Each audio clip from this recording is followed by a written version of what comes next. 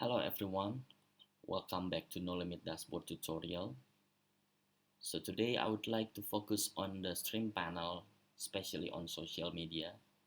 So social media stream is a collection of streams like post, talk or reply on the social media related to the object that you have monitored on the dashboard. So for example here, we can also select the specific timeline.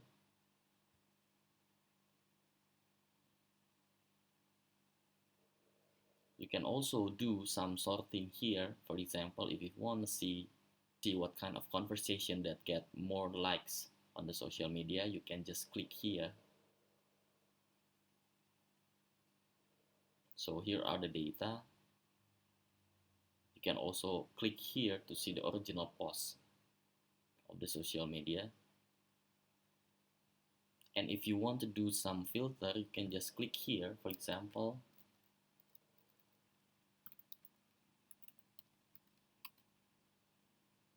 So all of the data will be filtered only that has mobile keywords on its content.